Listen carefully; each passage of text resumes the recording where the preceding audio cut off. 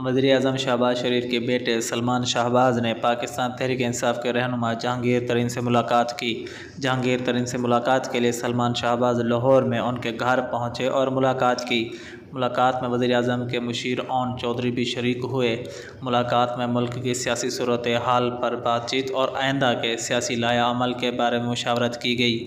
ज़राए के मुताबिक सलमान शहबाज ने जहांगीर तरीन को वज़ीर-ए-आज़म शहबाज शरीफ का पैगाम पहुँचाया। दूसरी जानिब वफाकी वज़ीर दाखिला राना सनाउल्लाह ने कहा कि अगर PTI गैर आइनी इक़दाम करेगी तो हुकूमत गवर्नर राज नाफिज कर सकती है। राना सनाउल्लाह ने लाहौर में मीडिया से गुफ्तगू करते हुए कहा कि आइन में लिखा है कि वज़ीर आला एतमाद का वोट ना लें तो वो वज़ीर आला नहीं रहेंगे।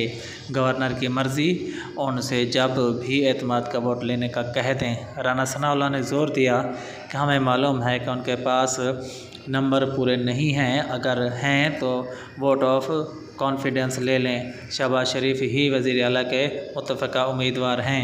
एक सवाल के जवाब में उन्होंने कहा कि मेरे इल्म में नहीं कि वज़ीर आला परवेज़ इलाही से कोई मुज़ाकरात हो रहे हैं। अगर ये गैर आइनी इक़दाम करेंगे तो हुकूमत गवर्नर राज नाफिज कर सकती है।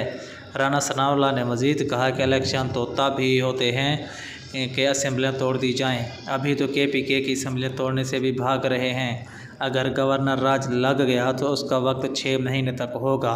राना सनाउल्लाह का कहना था कि इमरान खान मुल्क को दुश्मन एजेंडे पर काम कर रहे हैं। वो और उसके वर्कर्स गुमराही की आखिरी हद तक पहुँचे हुए हैं। 1 महीने से असम्बलियाँ तोड़ने का रोना रो रहे हैं। इसी सूरत हाल में गवर्नर का हक़ है कि वह अपना इख्तियार इस्तेमाल करे।